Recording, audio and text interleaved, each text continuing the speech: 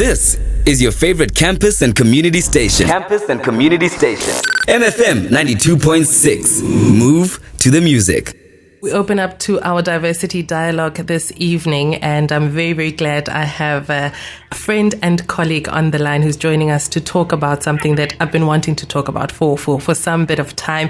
We've got Dr. Claire Kelly on the line with us. She's the Senior Advisor of Advocacy and Research at Stellenbosch University's Equality Unit, and we are talking about working moms this Workers' Month.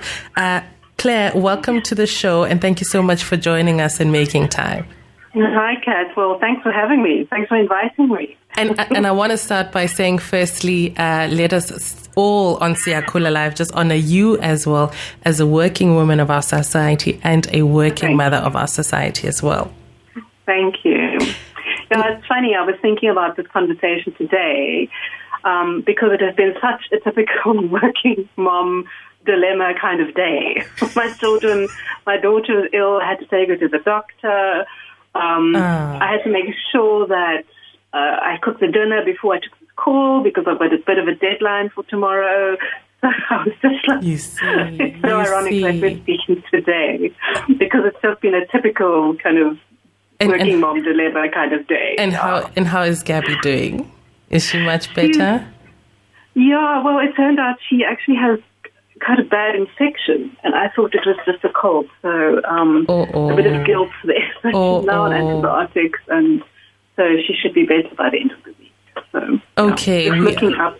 Okay, I hope she feels better by the end of the week, Claire, and so do you. So you are also, I mean, then as a working mom as well, have to balance your time between caring for your children, but also honoring the commitments and the deadlines, as you say. And we've been reading on McKinsey's report. There's a 2022 report on women in the workplace published by McKinsey that tells us that working moms essentially pull a double shift every day, a full day of work followed by hours spent caring for their children and doing household labor as well. Is this painting an accurate picture?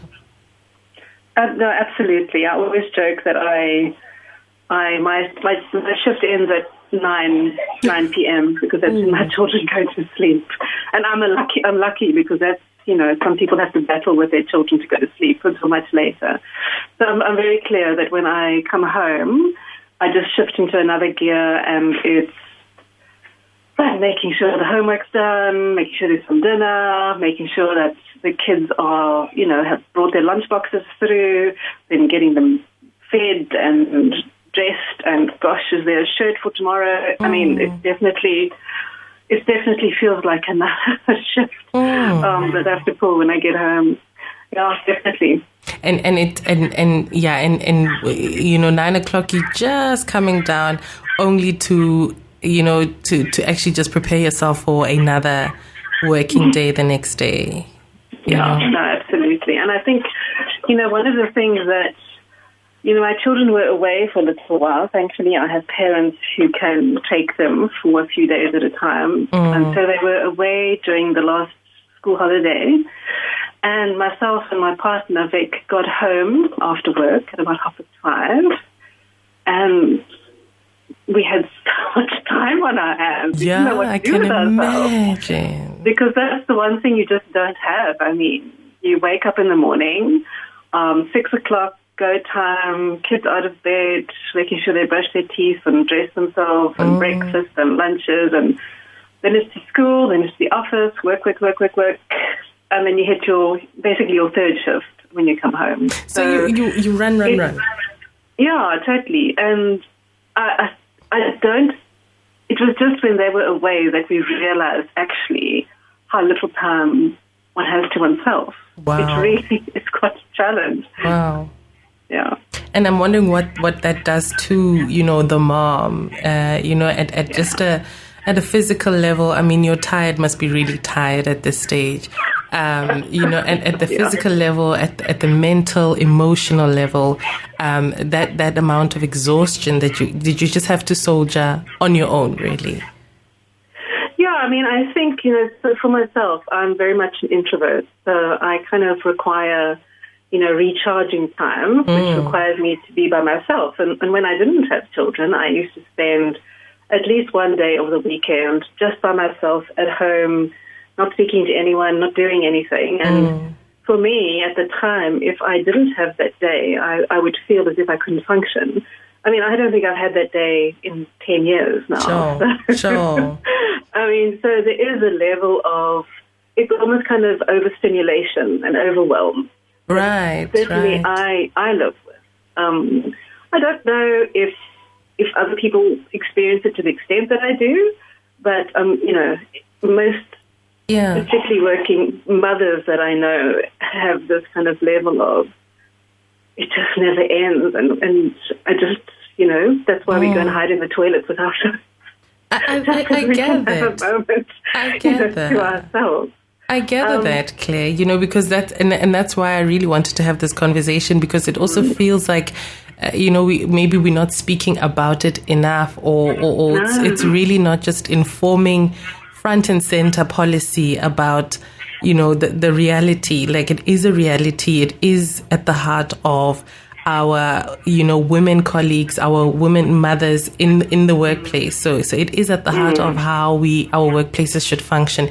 Yet I don't hear enough of us talking about it centrally at the table in informing policy about it. So I think that, there's something to be said about maybe some of the prevailing attitudes in the workplace that also maybe perhaps look negatively on mothers and see them as unreliable, not driven, not competitive.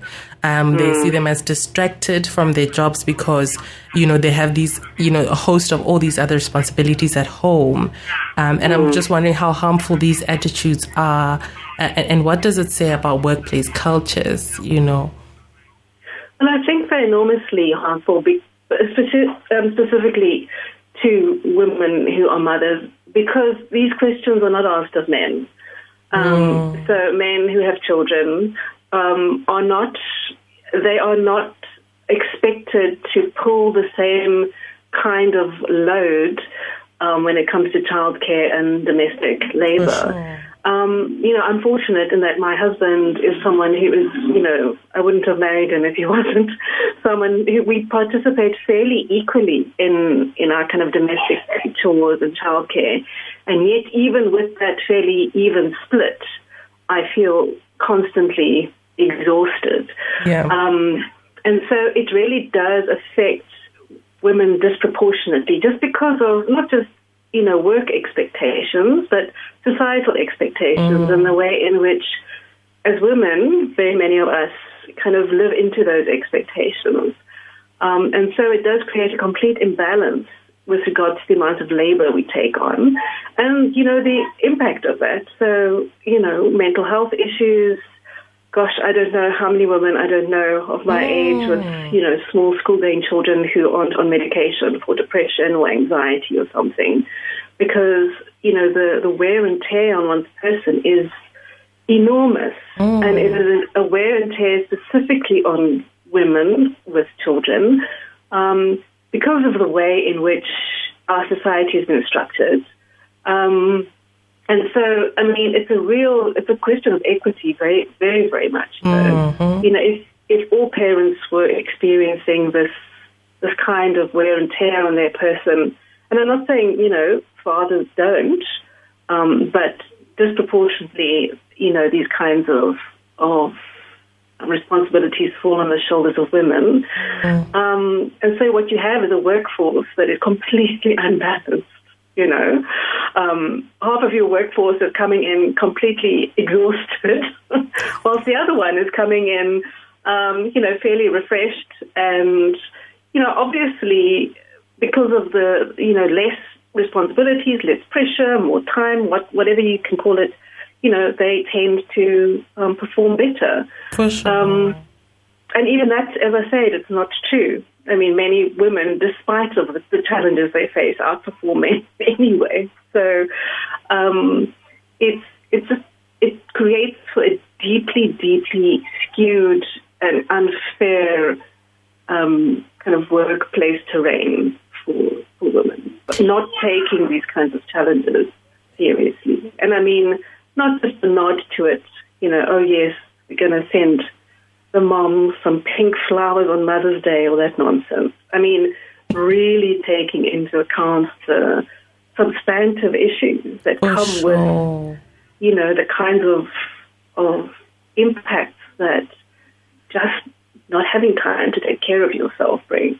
I don't think we have even scratched the surface of that in terms of our workplace policies and practices, except for very few places. And at the heart of it, Claire, it does then, if workplaces are not dealing with it, then it is actually a discrimination. It does become a discrimination because we're talking about, working mothers, mothers or pregnant women in the workplace as well, who, I think are also suffering a particular silent and very, very, a very... it's a silent suffering in the workplace. It's discriminatory.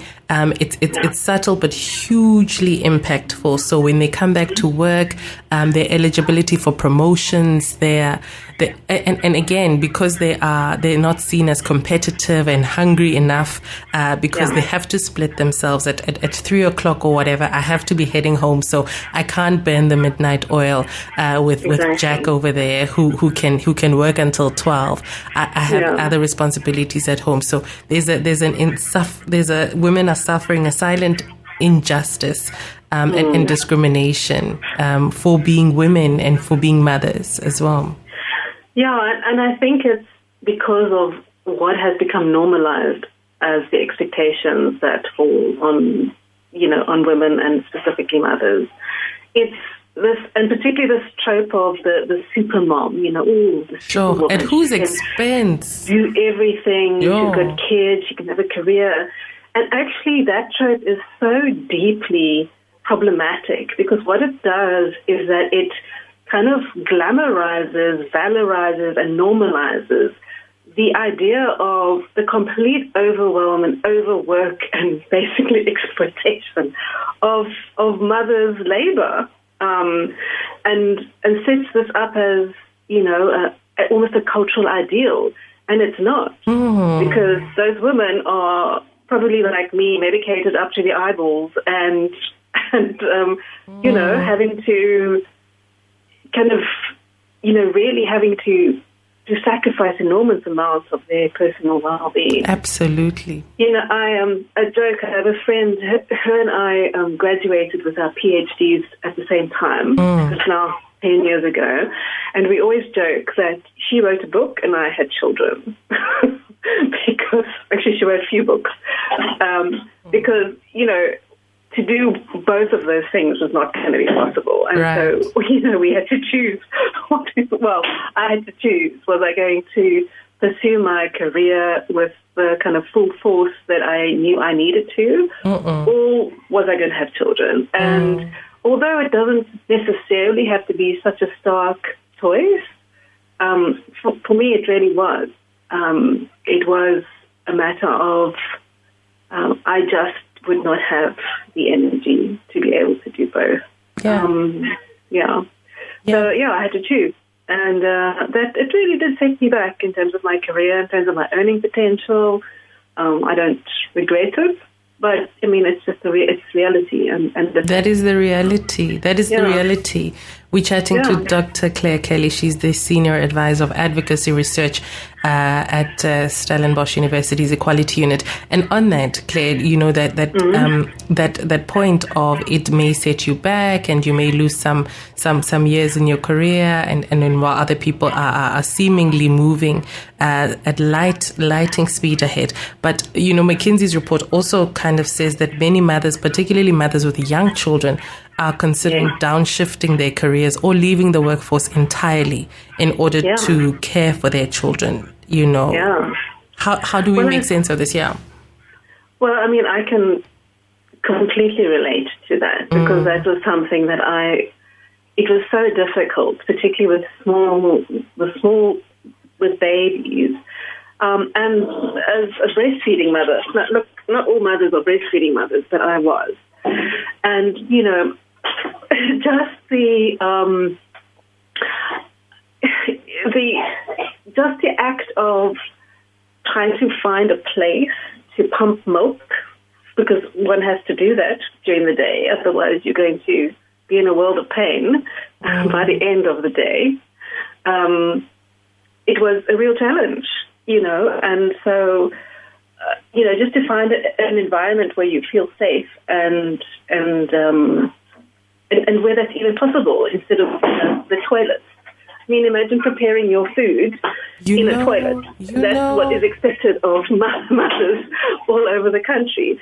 So it's really, I mean, you start to think that it's just not worth the effort.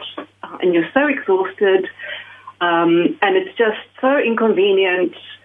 And you always feel like you're failing at A, being a parent, and A, being, whatever work that you're doing. So it's just like, why am I doing this? And it was only because of financial pressure that I continued to work. If I had a choice, I probably would have had not done that.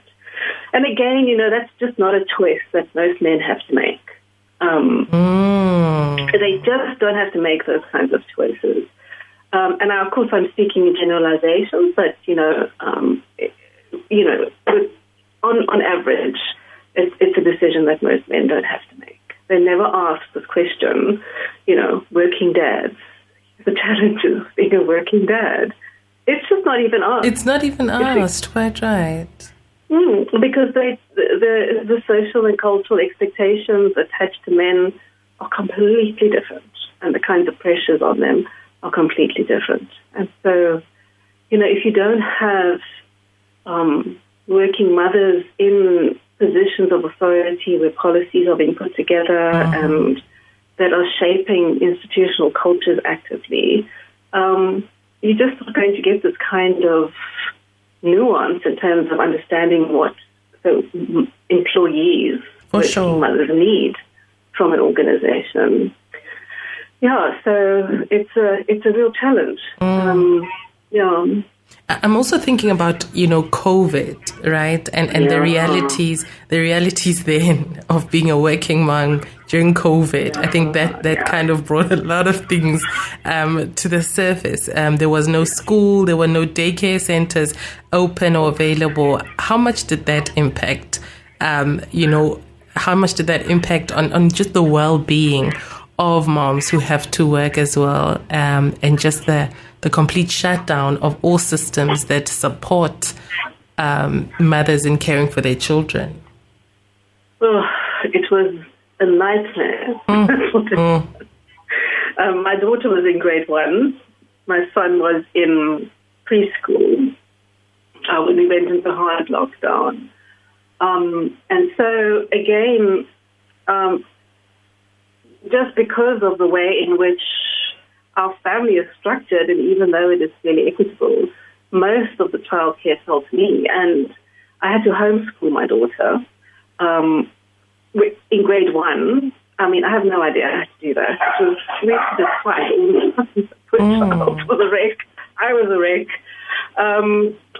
So it was incredibly difficult. And I mean, I think there's a study that was done on women academics and comparing their research output during COVID compared to their male counterparts. And, their productivity was much, much lower. And that had nothing to do with their expertise. It had to do with the fact that they were stuck at home to look after kids, while their male counterparts were also stuck at home, but were able to, just carry on with their research. So it was wonderful for them. So, I mean, I think, COVID, I was enormously fortunate because my children go to a very small little school and they were able to open earlier. And I was so grateful the day they left this house because it was nonstop. And it was completely overwhelming. I'm sure you were probably preparing 7 meals a day and snacks, 7 meals a day and 14 snacks in between. Like, seriously, constantly. And I remember the first 2 weeks we were all quite optimistic about this, and we were planning activities and we're going to do this and then we're going to do that. Within 2 weeks, that was out the window and it was just chaos. And I know this was it wasn't just me. This was a shared it was everyone. Myself and my friends, who all at the time had fairly small children. So I think COVID really showed up what happens in households, with regards to labor. And even the most, progressive, egalitarian, heterosexual relationships tend to slide into these kind of very traditional roles. And again, I'm generalizing, but on average, I think it is a very fair generalization to make. We're chatting to Dr. Claire Kelly on the line. We're talking about working moms as well. So be part of the conversation. If you're on Facebook, find us on the Stellenbosch University Transformation Office Facebook page or on the Twitter. We are back with Claire right after this. Be sure to like the MFM Facebook page, MFM 92.6, Move to the Music, and follow MFM on Twitter and Instagram at MFM 926.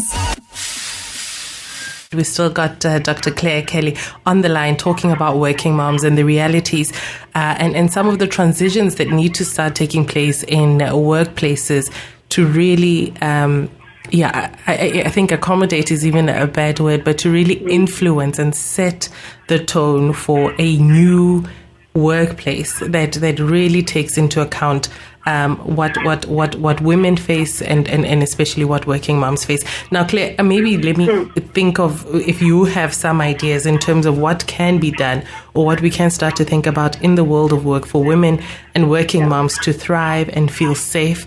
And I definitely think a breast milk expressing room is on the cards. It definitely should. I mean, at a minimum, yes. At a minimum, as a start, as a show of commitment.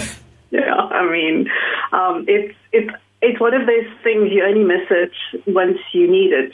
You know what I mean? And it really is. I remember at the organization I was working at the time, they actually created one, which was wonderful. And it really made all of the difference. It was a nice, just comfortable little room with some magazines in it. And it wasn't just me that used it. There was another mom at the time who was also expressing milk.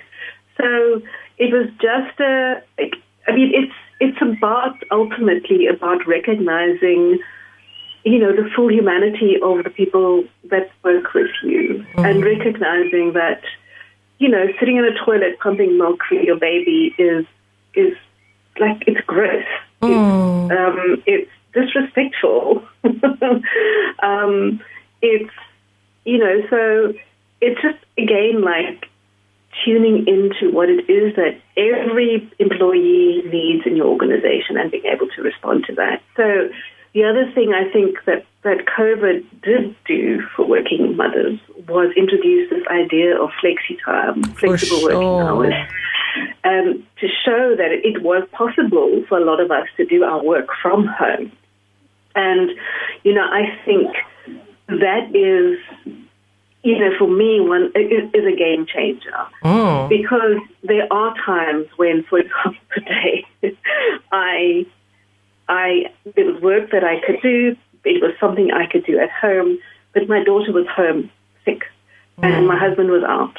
He works on site and so on, and so it was really useful and good for me to be able to just stay here and do my work. She was lying on the couch. Luckily, she's a bit older now, so she doesn't require my constant attention. But flexible working hours are very helpful and I would say for people with children, to be honest with you, having to go pick kids up at 3:00 or whatever the case is. There's a swimming gala on, you can make up those hours in the evening instead of having to miss it.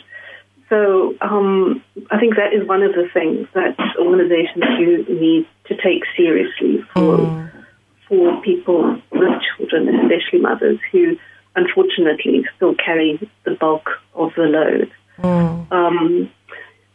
So I think just small measures that kind of recognize and respond to the reality of people's lived experience. That's all it is. Right. Because I don't think, for example, at Stellenbosch at the moment, or over the last few months, there's been a kind of vague policy about working from home or not working from home, and it's been up to line managers and so on and so forth, which is fine, except for the fact that, some line managers will be okay with it, and other line managers will not be okay. Some line managers are progressive and forward-thinking with regards to, women and their experiences of motherhood and the fact that they need to respond to their children in particular ways, and some are not. And so I think the other thing that organizations need to realize is that they can't leave this to the discretion of people with their various sets of biases and, all of their problematic ideas about different people. Is that organizations need to take the lead in terms of creating the kinds of universal policy, absolutely, that, are equitable, that creates the greatest amount of equality that is possible. You can't just leave it up to for sure, because that's when individuals to respond to their prejudices or not. Because individual discretion can be a very dangerous thing if we all not, clicking into critiquing and just being critical and mindful of our own biases as well. And I mean, this is just, just to wrap up the conversation, but it brought me to a sense that also in driving this conversation this evening was this idea of how, work also keeps women and mothers and parents rather than it keeps parents away from their children, and some even more than others. Some it's even quite severe, and that's why the idea of working flexi hours can really work to curb some of that time lost with your children. But then we look at other industries of work where flexi hours is not really, even spoken about. We look at domestic workers, for example, who really go in and live. They live at work, and their children are really either taking care of themselves or left to the care of relatives and so forth. So it's also ironic that a mother is taking care of another family while their own family is left untaken care of and uncared for. And so I think there's a lot to still talk about around how do we bridge this gap. Yeah. I think you raise an important point, because really we've been having a conversation about largely middle-class mothers. We haven't even touched the surface when it comes to working class and poor mothers who there is so little infrastructure to support them. In their work. So there's so little infrastructure in terms of childcare, and the point is also there. There you have to rely on the goodwill of your employer. For sure. And we know that many people who employ domestic workers are not particularly good-willed. Mm-hmm. So, maybe bringing your child to work with you is an option. Or whatever works for the individual worker, whatever may work for them,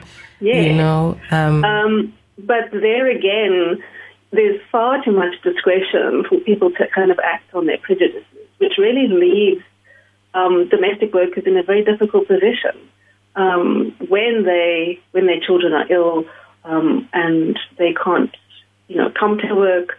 For example, if my child is ill and I can't come to work, I have something called family responsibility leave. Right. So I can just take leave, which means there is some kind of structure at least. Now, most domestic workers should have a contract and should be entitled to leave, but how many actually do? Yeah. Yeah. So it's basic infrastructure that, particularly for poor and working class mothers, just really isn't there. It's missing. And so, I think we need to be very clear when we're talking about mothers and working mothers. There are lots of different kinds of mothers and lots of different kinds of social positions. Absolutely. And whose challenges really look quite different. But it shows, Claire, just how layered and but also just, I think, equitably disadvantaged, you know, in various degrees as women. And I'm also thinking about just like the maternity leave and how working class women, you know, and how 4 months is just not enough, or how others are even forced to take just maybe take a month off and get back to work as soon as possible because they can't do without that income. So, I mean, it's a big conversation, and I'm hoping that we have scratched some surface or just kind of, you know, just tipped something in the wake of more conversations to be had. Move to the music. Move to the music. Right here on MFM 92.6.